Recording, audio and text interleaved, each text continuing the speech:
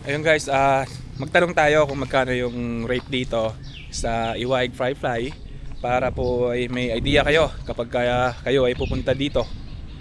So, pasok tayo sa loob para malaman natin kung magkano nga. Napadaan lang tayo dito guys at hindi naman talaga dito yung rota natin.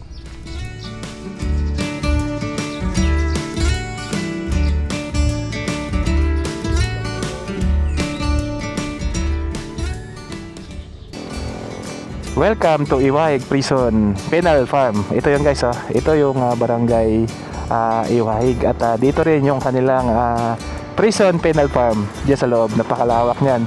Diyan dinadala yung mababait nating mga kababayan. Napakalawak niyan sa loob at mayroon din diyan ilog.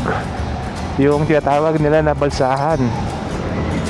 Yan, so hindi pa tayo rurota diyan. Dinaan ko lang kayo. Ito, dito madadaanan natin dito yung Iwaig Bridge nila. Maganda rin ito.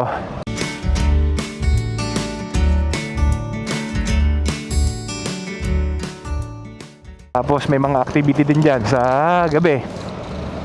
Meron dyan makikita yung maraming alitap-tap. Inayos na rin pala yung daanan dito guys. Iwaig Bridge dito sa Barangay Bakungan. Diyan pwede ka magpabook ng firefly watching dito kasi dito sa area na to sobrang daming alitap-tap lalo sa gabi. At yung ibang mga kababayan natin, ayan kagayang niyan, nagpi-fishing. So sa umaga pwede kang mag-fishing diyan kasi marami pong nahuhuling isda diyan kasi kabakailan nag-fishing kami diyan ng gabi. Ang pamain ko ay fresh. Nakahuli po ako ng malaking lapu-lapu. Diyan po mismo yung madalas pa tayong mamingwit. So kung napunta kayo dyan ay pwede rin kayong mamingwit dyan sa umaga at saka sa gabi. Maganda sa hapon kasi sa sobrang init dito sa umaga. Silip tayo dito guys sa may anong pangalan to? We are now officially open. Iwaig Firefly Watching. Pasok tayo guys. Ito yung sinasabi ko kanina na pwede kayong magpabook dito ng firefly watching kasi ito yung area na yan ay binabahayan ng mga alip-tap-tap, mga firefly na yung masasaksiyan kapag ka nagpabook po kayo dito. Alamin na rin natin kung magkano yung rate nila para meron kayong idea kung magkano. Ganda dito guys Iwaig Eco Park Rules. Ito yung kanilang mga rules So tingnan natin dito guys. May activity fishing din pala dito. Tingnan nyo yung restaurant nila. Presko kumain dito. Kaya lang saan tayo pwede magtanong.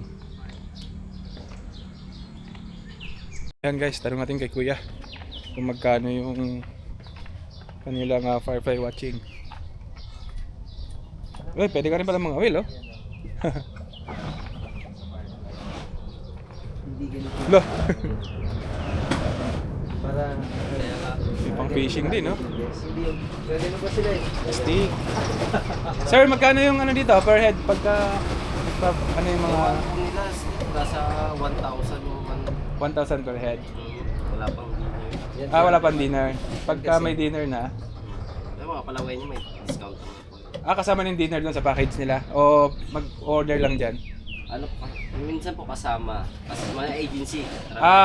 Kasama na sa package. Kung minsan hindi kasama sa ano lang, Firefly lang. firefly watching lang na 1,000 per head. Pwede rin mag-fishing Ayun yung makasama namin yung fishing. makasama niyo nag-fishing. Sa Manila Bangka. Setup dito fishing ayun. kasi ito yung upuan. Sa pang-fishing tanong setup. Marami silang nahuling isda dyan Mm. Kasi dito pumapasok yung malaking isda Kasi di ba doon open na yan doon sa unahan. Mapunta lang sa dagat.